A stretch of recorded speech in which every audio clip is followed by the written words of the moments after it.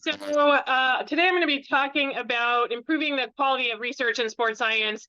I should say nothing I say here doesn't apply to other research areas in biomedical research. So this is really universal, but I think sports science makes actually a pretty good case study.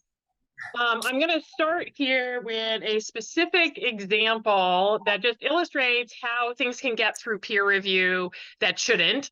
And this goes back a few years. I'm hearing some echo is that on my end? Okay, I'm going to assume it's fine then. So this goes back a few years ago. Some researchers from Edith Cowan University actually sent me this figure. This is from one of the most highly cited meta-analyses in their field, which is strength and conditioning research. And again, this is a meta-analysis. So this is figure 1 of the paper. And what you're looking at here is a scatter plot. There is an obvious problem. There's actually more than one, but there's one that I think should really jump out at you. So these were, each dot represents a group of athletes because it's a meta-analysis rather than an individual. And what they were doing was they were looking for studies where athletes had undergone some kind of training and they had had their sprinting ability measured before and after the training, as well as their squatting ability before and after the training. And they wanted to see if improvement in squatting ability correlated with improvements in sprinting ability. They got this, what looks like a really strong Pearson's correlation coefficient inverse, because sprinting effect sizes are negative because you want to get faster. But, I'll just throw it out there, a little pub quiz here. Does anybody notice anything that on this graphic kind of jumps out at you that you might want to raise questions about? It might raise a red flag, right?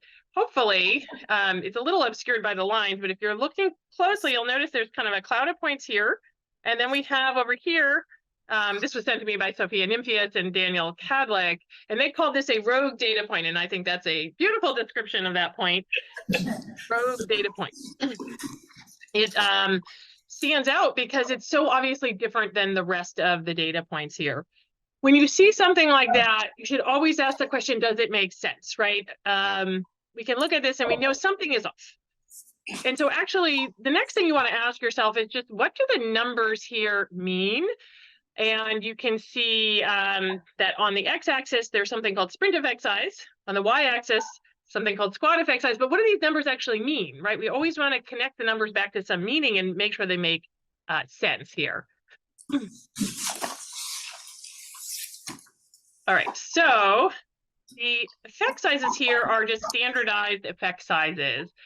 So that would be, I'm going to take, again, it's a group of athletes. I'm going to take their average squatting ability after the intervention minus the mean or the average before the intervention, and then we're going to divide it by the standard deviation. All that does is it takes something that might be in kilogram units, for example, for squatting, and it turns it into standard deviation units, which is a measure that we kind of understand how that works.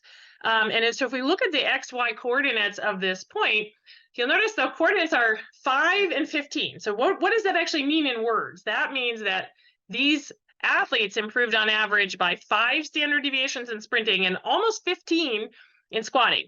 And so immediately when you look at that, you should go,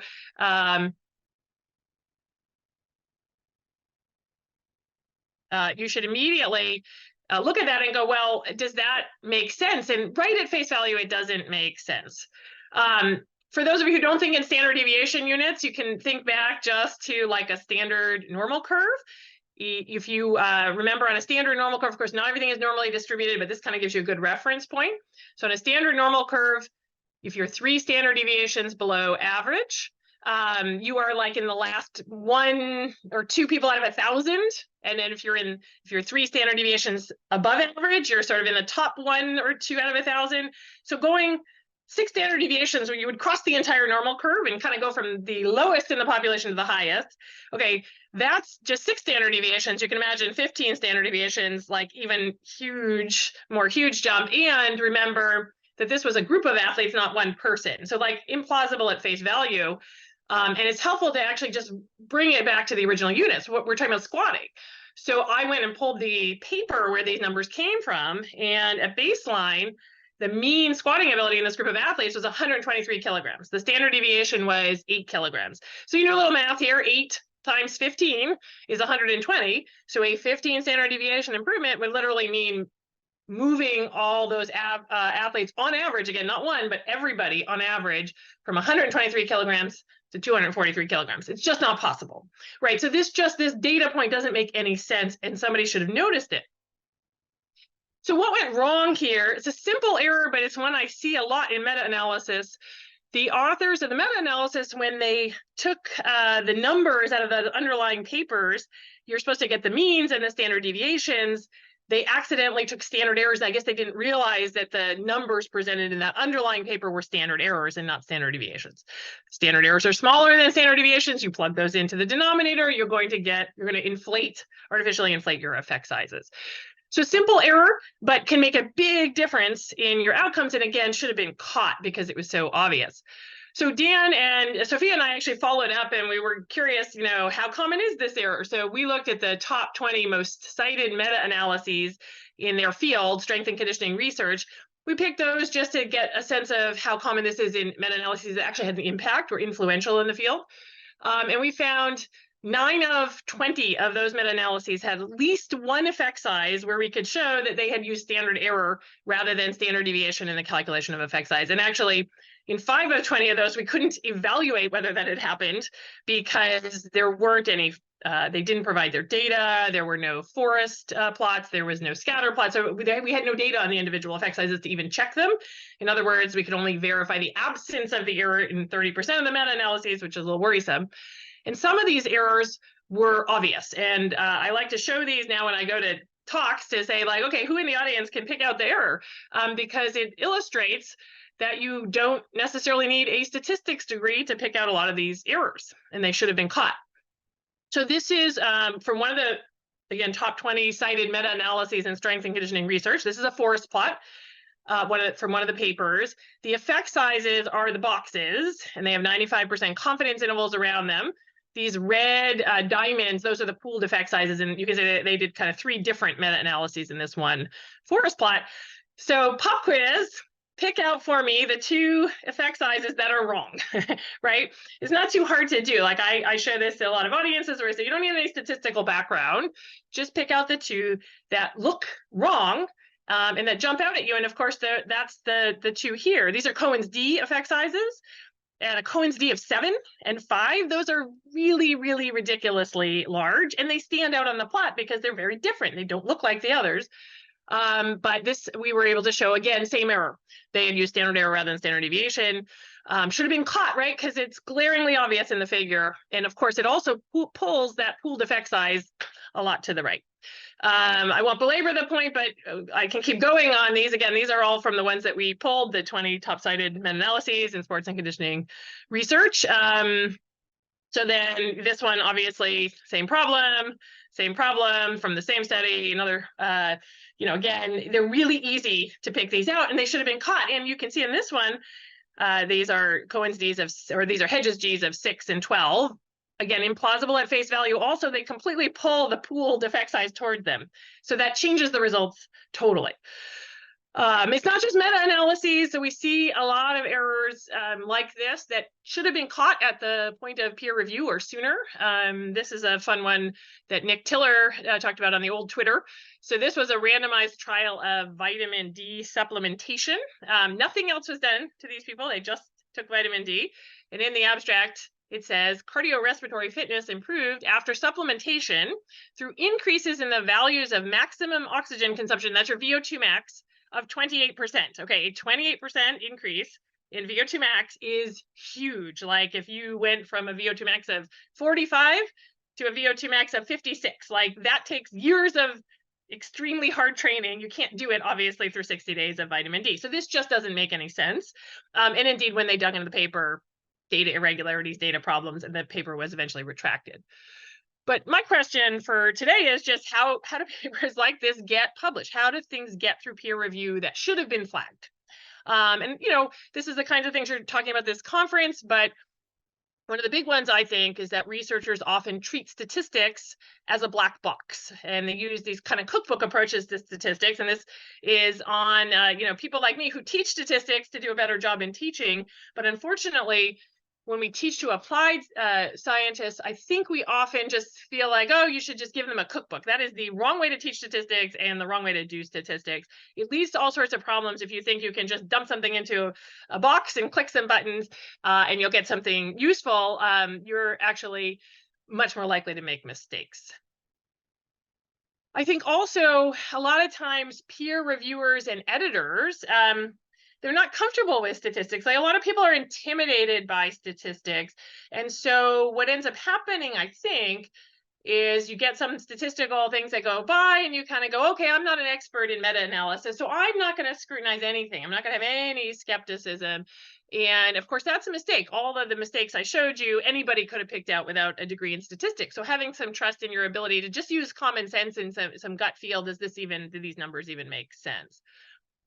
Of course, another problem in the whole system, these are largely system-wide problems. Peer reviewers and editors are all stretched too thin. So if you've ever had to farm out a paper for review, you know that you have to ask 15, 20 reviewers, maybe sometimes even more, just to get the 2 reviewers that you need for the paper. It's largely an unpaid volunteer service without a lot of incentives. And unfortunately, that means there's a lot more papers to go around than there are reviewers. And that affects quality control, right? Where if, I can't imagine any other industry where our quality control would be by unpaid volunteers, right? And then the cynical side of me, I get more cynical, I think, as I get more mature in my career, is just the cynical side of me thinks, well, maybe nobody cares, right? Nobody cares if we publish papers that make no sense and are completely inaccurate because everybody's just playing the publication game. Again, that's my very cynical side speaking, but I think there's a little bit of this, right? That people are out to get publications. That's the incentive structure. And so sometimes people don't care enough whether the paper is right, right? And again, I get more cynical as I get more mature in my career. I was reviewing for a journal last year or the year before. They sent me a few papers. It was not a sports science journal, but I was reviewing sports science papers for them. And my comment after they sent me a few, because they were just so bad, was things like to the editor, this paper is so low quality that it should have been desk rejected. I'm not sure it's even a real paper. It shouldn't have been sent for peer review. It made me think like was peer review here just fake, right? I was supposed to just put a stamp of approval and send it on because the quality was so low, it was obviously shouldn't have been anywhere near peer review. So how do we fix the problem? Well, that's, the $1 million question. Some of this is system-wide, right? So changing incentives in academia in general, sports science in terms of the publications being the endpoint of everything. Increasing transparency is a super important one for quality control because it makes it easier for external people to check the quality. If I have access to your data and code, I have a lot easier time figuring out what went on. But also, I think when you increase transparency, human nature, people don't want to make mistakes, so they tend to have better internal quality control when they know that it could be scrutinized. We also need to increase collaboration between applied scientists and statisticians. And I think sports science, again, good case study. I got involved a few years ago with a statistical method that got widely spread in sports science, which if you showed to statisticians, they kind of, went cross-eyed. But there wasn't a lot of overlap, and that's how that managed to proliferate so widely in sports science. And then finally, I do a lot of statistical teaching, and I think we really have to rethink how we teach statistics to applied scientists. We've got to get away from this cookbook approach, really emphasize critical thinking skills, and getting people to really think through the statistics and not think of it as a cookbook or doing some kind of brainless statistics. I have lots of online resources, which I can point you to. I do a lot of online teaching. And I think I am just barely making it on time. Our next speaker, we're lucky to have them in the room with us. Paolo Mansappa is our Chief Scientific Officer at the Australian Institute of Sport. Thank you, Paolo. Thank you.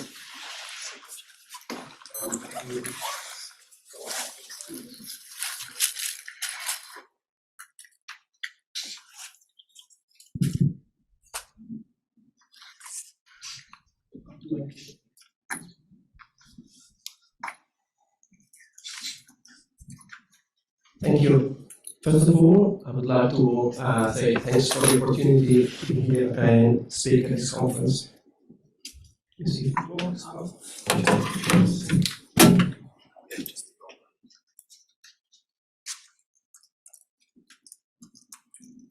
You know? As we solve these, I was going to say I opt for this microphone because it probably stops me from with my hand gesture. You know, I'm Italian by now, my accent. I might start acknowledging a couple of limitations of my presentation, and actually I'll state my goals for the presentation. Limitations being that it's a very high-level overview of the context I work in, Australian sport, and then I'll move into describing some of the initiatives that relate to research quality. That's working.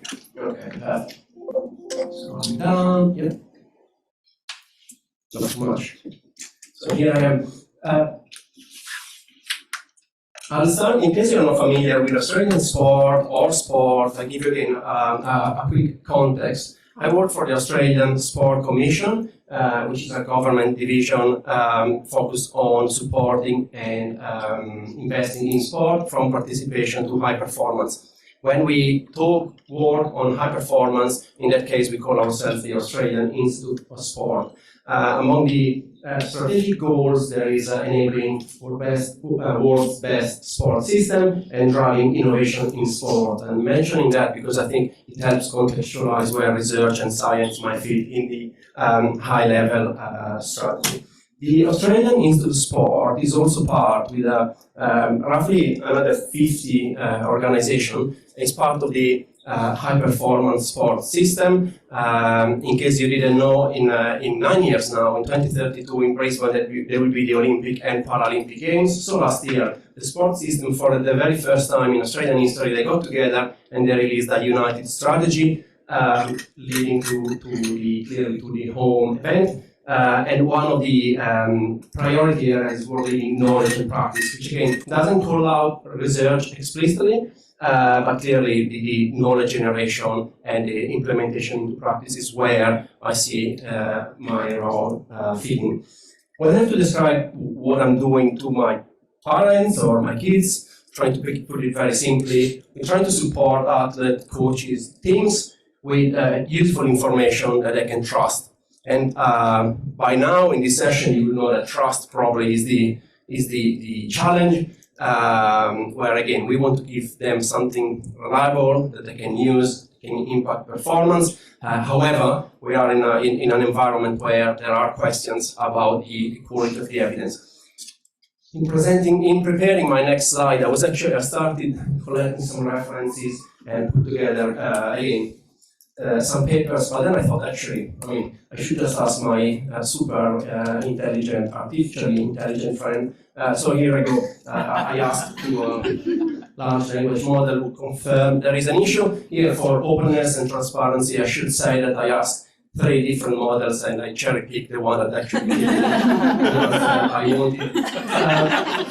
In all seriousness, clearly we don't. I felt in this conference I don't need to provide references to say that the quality can be improved. I mean, we've heard from presenters in this session, and there are researchers in this room that have done excellent work to highlight some of the weaknesses within sport science.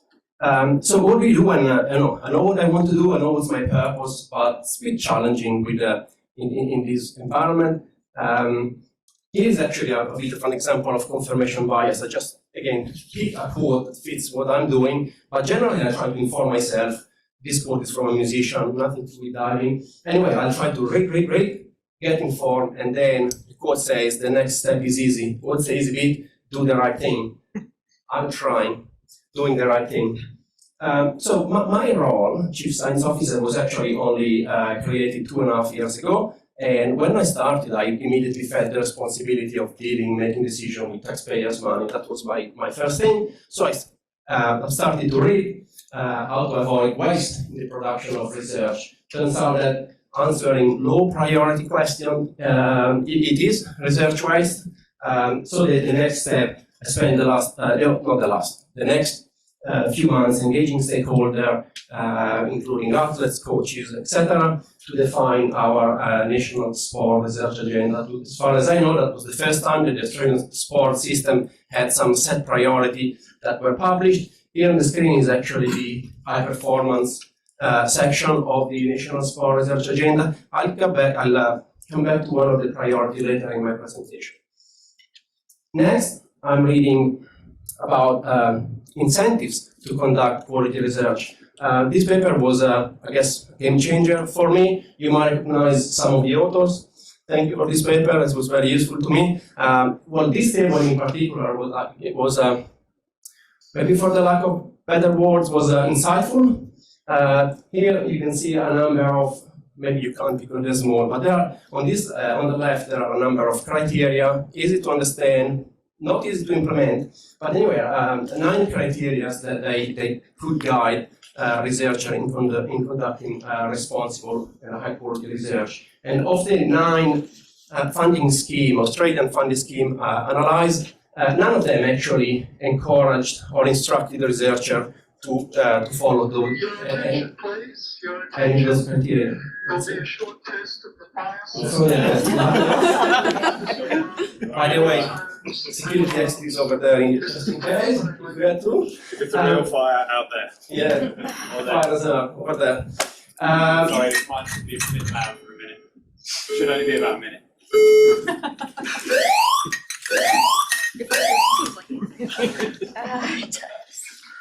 I repeat, this is a test only. Very good. There is no need for any action. Lucky us. Back then I was young and I don't know if I was ambitious or naive, but I said myself to, what about if we are going to be the first funding scheme to at least encourage to follow those criteria. And here we go, we tried, we did. So how do you make it happen in practice? We published this short paper. Well, the title is up there, you can find it, it's online. It's on our website, the recommendation for conducting AIS supported research. This is not content created by me or us, it's a collection of guidelines that have been previously published. Lucky enough, and this is just a lucky coincidence, last week Australia Chief Scientist actually released a paper about research assessment, and I was quite pleased to see that some of the recommendations that we put forward last year were actually matched in that document, including, for example, the Hong Kong principle. So, yeah, I thought it was a good sign of the work we have done. Clearly, next, let's see if I can remember the right saying here, is you put your money where your mouth is. Thank you. Got a thumbs up in the first, from the first row. So we have some, lucky enough, some funding to support research. Here is a grant, actually, this is a screenshot from our website. This closed last week. We are about to shortlist applications. Anyway, we have money to support research, and our guidelines are linked to the recommendations. So we are actually asking the applicants to commit to those recommendations. It's a slow process. I've learned this morning it's a marathon, it's not a sprint, but we are trying. Next step, or another step in the research process, is having ethics approval. And here I should stop for like a 1 minute history. I should say that the Australian Institute of Sport in the last 10 years has, I guess, at least adopted magnitude-based inference and the acute chronic workload ratio as way to, if you're not familiar, there are ways to analyze data, which then turn out to be inappropriate or plain wrong, depending who you ask to. Luckily for us, that's the past. We are not doing it and using them anymore. But in my role, in trying to prevent similar things to happen, clearly, if history teaches us anything, I'm expecting that in 2 years' time, someone will tell us that we are doing the wrong thing. Anyway, we have this process where before going straight to ethics, we have a research review committee which assesses the scientific rigor and validity of the methods. This is a screenshot from Twitter, by the way, prior to it being controversial, but that's a different story. Just wanted to show one of the way I go about to get feedback. So I asked, in this case, Daniel Leggins, and I probably pronounced the surname in the wrong way, who, in case you don't know him, is clearly a world-renowned researcher and expert in research methods. And, a couple of months after this Twitter exchange published on Nature on the very same topic, and he said, your your criteria seem perfect. I haven't found a way to get this slide in my curriculum, but if you have any suggestion, feel free to let me know. I go back for a second to the research agenda. One of the priority is called practice enhancement. What does it mean? It means trying to use research to improve the practice of kind of everything we do, and everything include research. We've had long conversations before publishing the agenda. We ended up mentioning meta-science, using science to improve science. Eventually, we have a program that we now call meta-research. So again, we had endless conversations to understand if we're doing meta-science or meta-research. John Molmenhoven is leading that program. For the nature of the presentation, I'm not going in many details about what we are doing. John is an excellent individual, super approachable. You can contact him and ask as many questions as you want. I'm happy to answer questions as well. But just very briefly, we're trying to use both a retrospective and prospective lenses to help researchers. As in, we weren't keen to just red flag all papers saying this is wrong, this is wrong, this is wrong, because also there is a chance that kind of everything is wrong. So we thought, like, well, yeah, that exists, right? But let's try to see what can we do to improve things going forward. A couple of other things. Kind Your of, attention, please. Your Major, you're attention. fine. Testing of the fire system is now complete. Future alarm system. Thank you. So when in my role, I try to promote the idea that quality over quantity, and sometimes less is more. And I just want to say in this context, it's not easy, especially when you go in a training session, and in a single training session, you had a coach, an athlete asking 10 amazing questions, and like being the one saying, oh, those 10 questions are so good, maybe we can answer one in 18 months if you have some funding. It's like not very appealing when it comes to dealing with stakeholder. Nevertheless, just to give you a number or an example, when I started in my organization, someone straight away came and said, look, I'm supervising 15 PhD students. She said, well done. It was a bit of a concern. Since I started 2.5 years ago, I supported 3 PhD students just because I think actually we need to have the capacity to supervise them and provide some help. And I question our ability to support 15 PhD students right now. Anyway, so quality over quantity. I try to influence, as in, I'm here talking about what we are doing. I try to talk with athletes. Because sometimes the best intentioned athletes, they go on Instagram or they listen to podcasts from leading researchers that sometimes they're not always, based on the best available or best evidence possible. So try to warn or advise, mention research quality to athletes, coaches, sport. But also I'm lucky enough that I'm very lucky. I sit in a group, it's called Government Scientist Group, chaired by Australia Chief Scientist Cathy Foley, and that's pretty much every chief scientist of government organization, space agency, Bureau of Statistics, you name it. And in that room, I try to talk about what we're doing to implement and to support research quality. So again, I think trying to influence people around us is very important because it's really difficult to enforce or ask people to do things. And finally, I'm aiming to improve continuously. I'm here. I've learned a lot this morning, and I'm keen for feedback. My last slide. So in summary, these are some of the initiatives that we have taken in the last couple of years at the Australian Institute of Sport. I'm aware that's only the first step, but as I said, I've learned that it is a marathon. So I'm not concerned about not having done everything. Probably that's actually why the future is exciting. We need to do more. Hopefully those steps are actually in the right direction, which is the important bit. Thank you for your attention. This is my email address. I am actually super keen to get suggestion, comments, recommendation. What should we do? What's next? Thank you.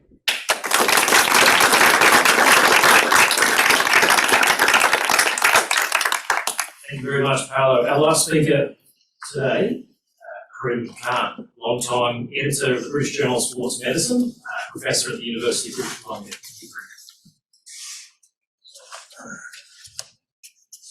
Going with version. Yes, this. Awesome. Hi.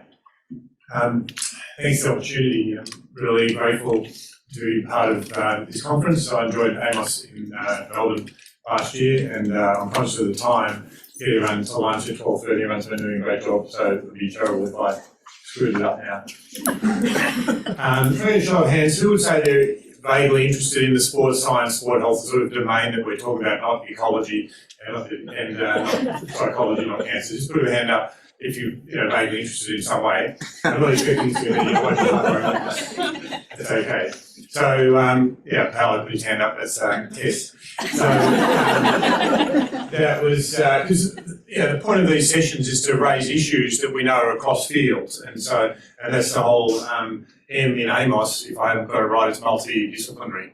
And so my point is, here's some things that from my level 5 opinion, largely, and it was good that Paolo didn't go into any references, there's a lot of opinion here. And it's like, is this relevant in other fields? And also, what can we learn? Because you can come up to me after we go, look, in our field, we've got this sorted, and you folks can learn. So it's a discussion. It's the whole beauty of having an interdisciplinary group. So I want to give credit to David, who should be in the panel here. I think I've got his spot, and he would have been way better than me, because he's a top scientist in this space, exercise science and methods. And so congratulations, David. Thanks very much for the opportunity to be part of this. And so in the time here, just the overview, and it's a bit ambitious, but I reckon we can do it, and we'll stop on time. The idea of the jigsaw is this idea that I think I was trying to think of what is meta research, because you come in to do the talk and you're saying, well, I'm going to talk about these things, and then you think, well, the meta research is going to go, well, that's not meta research, mate. You're wrong. And we know it's a multidisciplinary. There's a lot of things. Fiona, Professor Fiedler, sorry, talk last year. She overviewed all the different aspects of meta research, so bibliometrics and journalogy and reproducibility. There's so many big things. The idea of the jigsaw is that they're all bits in a meta research picture, and then when we put them all together, you see the athlete in this case. So I'm deliberately going to go through some bits of the jigsaw, but it's not super logical and rational. Those of you who know me will appreciate why that's the case.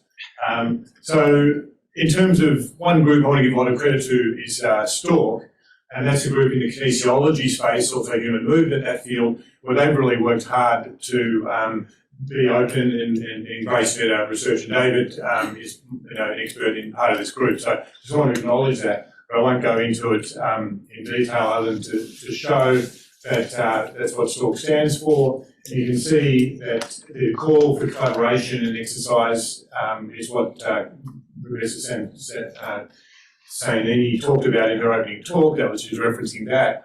And then there's the elements of meta research in this space. So it's like my point of the jigsaw is like, there's the elements of meta research in the field. People are working on it. People are doing good work. My job is to flag that. And so in the kinesiology, they're looking at reporting in the field. So people like Dr. Rosie Toomey have done great work and are looking at this field. So meta research is going on in this field, I'm going to call physical activity sciences. Then I'm going to just sort of own a failing, I'm going to argue, so that this doesn't, I don't run out of time for the failing. And that is that we're terrible, I'd say, and I'm part of this field, and so my responsibility is owning part of the problem, is that we haven't done a great job on reproducibility. So I talk to my community and say, I just went to this great conference on reproducibility. They go, on what? And they seriously would, because they think of reproducibility in their own experiment, but they don't think about reproducibility across the field. They haven't caught up with the cancer, the psychology, that the reproducibility crisis in their world is like, what crisis? And it's not a criticism, just describing. And so that's so owning the half full and half empty, half empty side. And edging that, Paolo mentioned the podcast, because they have their limitations, like strengths and weaknesses. So quality podcasts can be good in terms of open information and sharing information, but of course we've got the challenge of disinformation. So there are challenges, just describing those in our field. So we knocked off the first couple of things, and so I'm going to spend 5 minutes on consensus. And this is an area where I think our field has worked pretty hard, And my own research group in Canada, Paul Blasey, you'll see, done some work. So we're trying to add some value in this field. So if you're thinking about your field, going, how are we doing on consensus? I bet we can all learn, we're keen to learn from you, if I make it a we and you and us and them thing. But here's some things that we've done on consensus. Okay. And actually, in my 5-minute talk that you all remember from last year in Melbourne, because it was so awesome, and I've been talking about it since then, talked about this paper on it's time for consensus on consensus. And Paul Blasey, it says, look, when you think about it, here's 4 things that we think need to be dealt with in consensus.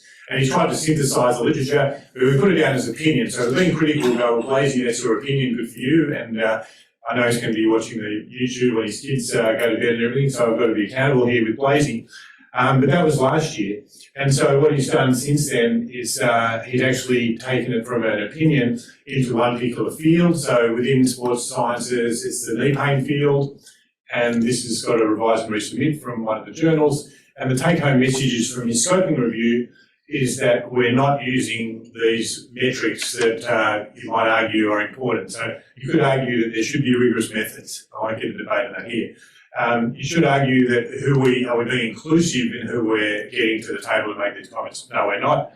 There's a bunch of white men, and they haven't done a great job of gap definition. So this is just an objective landscape. We're not beating ourselves up. We're just acknowledging, and the field has improved over 20 years, because in this space, the first of these consensus statements were 20 years ago.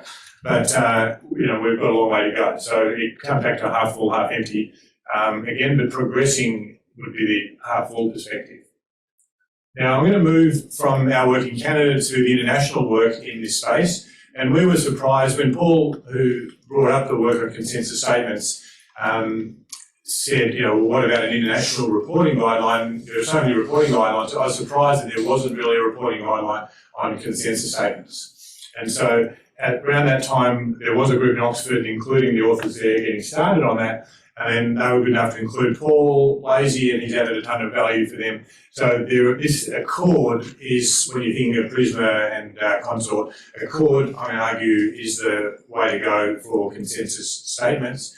And they moved from their systematic review to their study protocol, and they've submitted their paper to PLOS One, and it's got, I forget whether it's got reviewer comments yet or not, but I think it does have, I know it has got reviewer comments. So this reporting guideline for consensus statements is going to be published in PLOS One over the next period of time. So that's an update. Accord has a old Twitter place, and they've done a good job, and Blasey's part of that. So my point here is just to revisit these 4 questions, and I haven't articulated them deliberately because you can see them.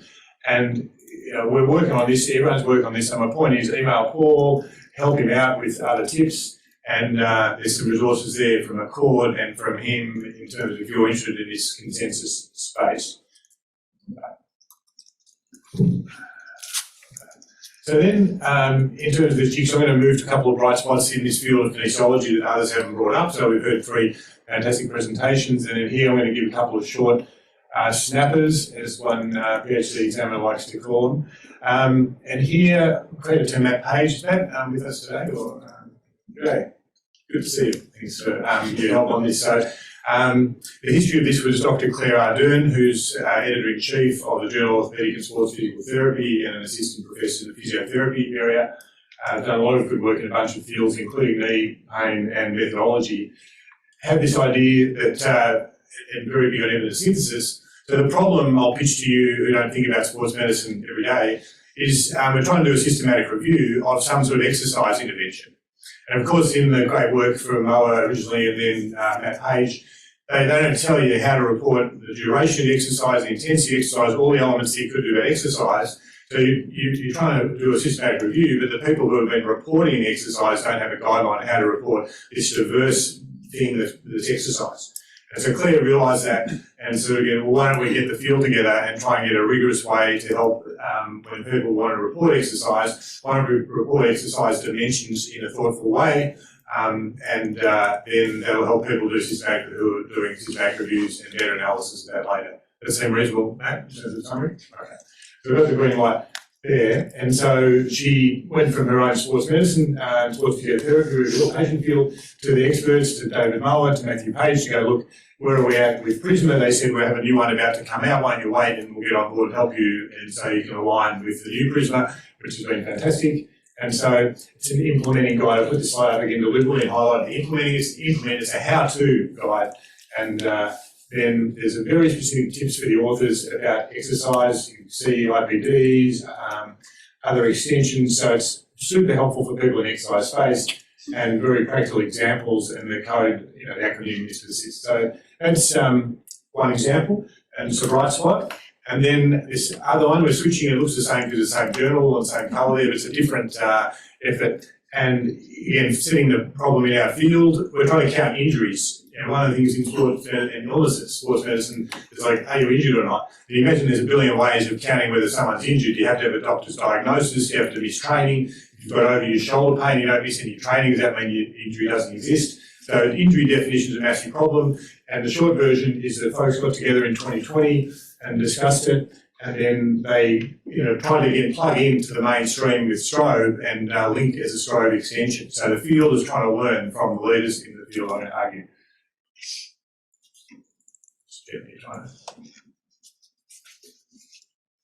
Okay. And then a couple other examples of, I'd argue, that the meta-research, so back to the jigsaw puzzle, I think patients part of meta-research. That's just a question, and people in this field have included patients and also made problems in the field, so two separate points. And then they're working on core domains, again, trying to learn from research advances in other fields. And so the patient point, I'm very committed to patients being involved in research, not just as participants, obviously, but as research designers, research leaders. So it's a very different thing. It's patient engagement as research team members, fully and funded and part of funding agencies. It's my point, so I just wanted to get that out if that's part of our jigsaw puzzle. There's 26 on the hour, so we're at the 4 minutes for the 4 points hitting, which I reckon is doable. So this is switching from my hat, thanks to the introduction, about my journal editor role in the past, and I'm also with the funding agency in Canada. And quick sort of mini, they divide the body in health into 13 areas in Canada. You imagine that would have been straightforward. And I happen to be involved in the one with musculoskeletal health and arthritis. And so it's not like the NIH where they have all the money is driven through the institutes, but it's not like Australia or England where you don't have areas. So bottom line, I have an $8 million a year budget to try to grow research in this field of musculoskeletal health and arthritis is my job. I've had 6 years, 2 years to go, and I'm back to the real world of having to get grants, but we'll worry about that then.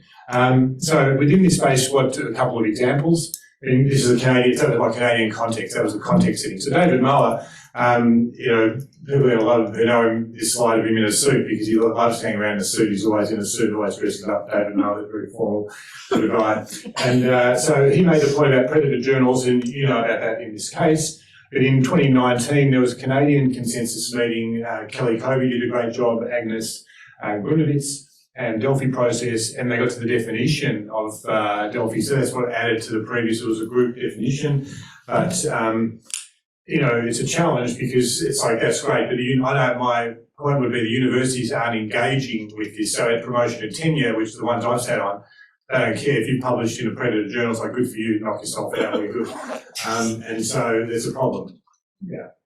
Okay, and then this one, it's a very important one, so if you can sort of pay attention to the last minute here, they developed a scheme. We all have schemes, and thinking of people getting the NHMRC grants in recently and now, of course other funding agencies, ARC, so there's always schemes, and some schemes might be flawed. So here, the Canadians looked at a scheme, and what happened, the bottom line was if you're a woman, you're way less likely to get funded in the scheme. So the way this graph works is percentage success rate on the y-axis. And then you've got 14 different years across the bottom. It was a two-stage process, so there's 2 years here. You can see in both of these years, women did badly, if I call it that. And it was because you had to tell the reviewers how great you were. It was a bit, just tell us how great you are, and then if you tell us that you're great, you'll get through into the second part, and then the second part we're going to judge on the science. Once they were judged on the science, women did and men did equally well. And so they realised that this was a flawed process and, in the short version, sacked that scheme. on Friday, there's a paper on registration. Pre-registration shows that it's very low in Canada, and we're doing a bad job of pre-registration on trials. And we are doing a bad job on peer review. This is the last of these. The peer reviewers work really hard and try hard, but there's a problem with the separating, as you know, grants around the cutoff where there's not enough money to go around. So around the cutoff, we have a score out of 5. If you get a 4.20, you might get the grant. If you're 4.19, you won't get the grant. We know that that's not different. And so that's why I would argue that we should think about lotteries around the cutoffs, and Canadians are doing work on that. And so the summary is that I'm grateful to be here. We're sort of in kinesiology, from my perspective, we're trying to engage with some best practices. We've got problems in open access, reproducibility, but we've had some success. I'll stop there.